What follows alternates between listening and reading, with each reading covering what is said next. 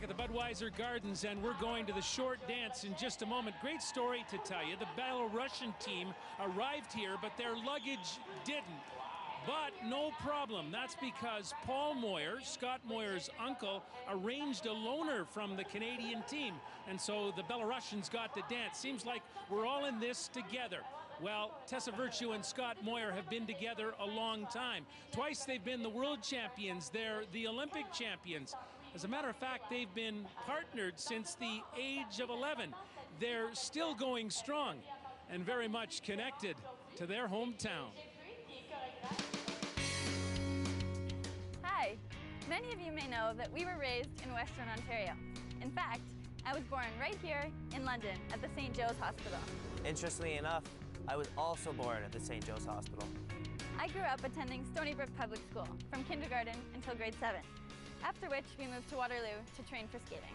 My public school days were at Oxbow, which is in Ilderton, just 10 minutes north of the City of London.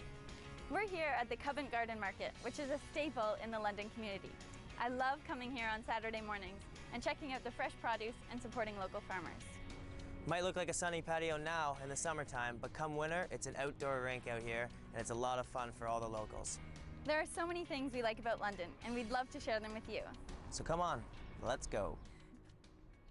Just on the outskirts of London, Ontario, in Arva, this is where I went to high school in 9th grade before I had to move away.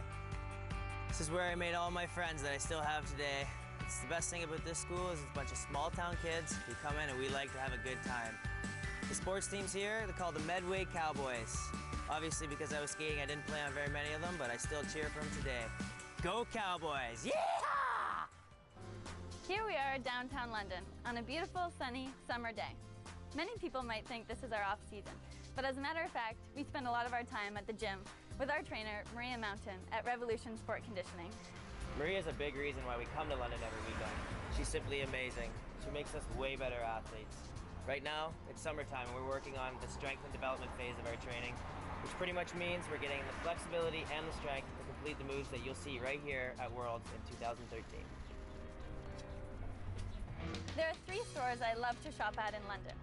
Linda's Skating Apparel, for all my skating needs, Fisher & Company, which is just down the street, and Saffron Road, which happens to be right underneath Revolution Conditioning. We always joke that it's the most expensive waiting room, but it's always a nice treat after a workout. Here we are at Victoria Park, the central park for downtown London.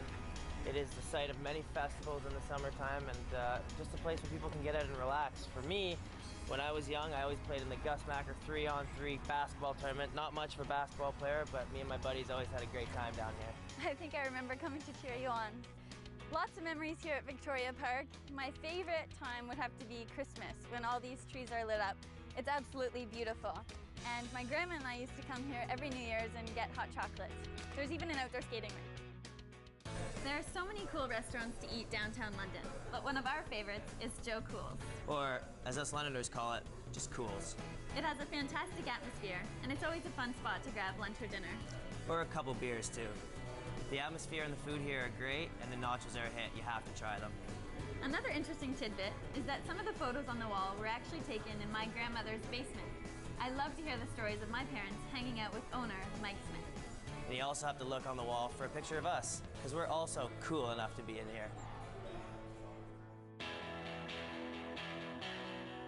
For Tessa and I, our first chance to compete here came at a national championship, our first year senior.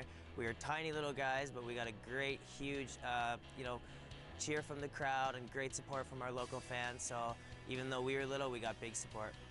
We also got to compete here at the 2010 Canadian Championships.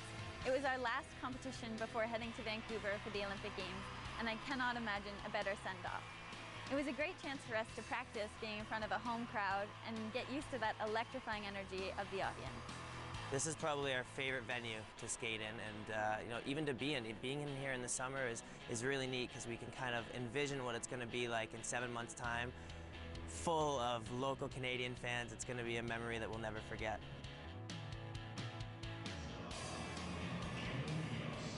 Well, here are Tessa and Scott on center ice at the Budweiser Gardens during practice, during training earlier this week. So the wait is finally over for the Canadians. And Kurt Tracy, competing at home can work one of two ways. It can work with you or against you. What's your sense of how the Canadians are reacting to this big moment? Well, Kurt, if the other Canadian skaters are any indication, Yeah, no kidding. it just is, it's a wonderful advantage, just a great feeling in the audience. And I would also simply say that they've been there before. Not only at the Olympics in Vancouver, they felt that feeling, but here in London as well. So they're very prepared. And a quote from Scott reminds me, I'm going to be seeing